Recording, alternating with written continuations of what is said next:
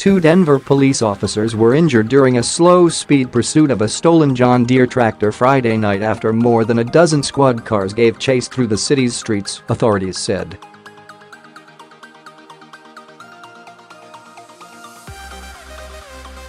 Video on social media showed the tractor, which was hauling farm equipment, drive onto a sidewalk and swerve back into street traffic with police in tow.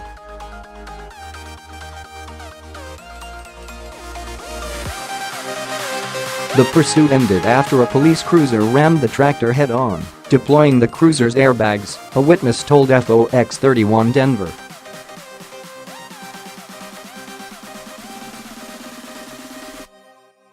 The driving officer jumped out of the car and subdued the suspect with a stun gun.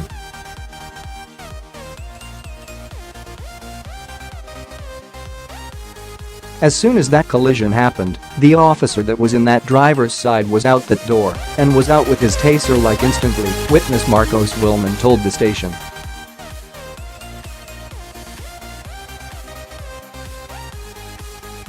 "I feel like it was just adrenaline, just like up, and we're getting this guy."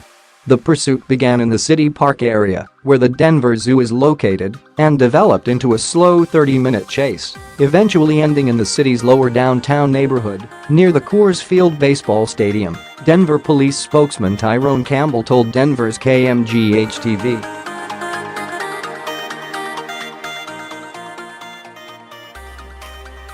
Authorities said the tractor hit multiple vehicles and some buildings were damaged.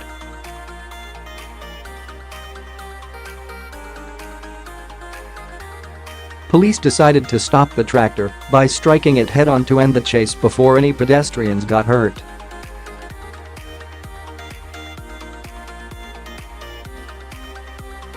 The two officers were hospitalized after the crash. Police said details on their injuries were not revealed, but they were expected to make a full recovery.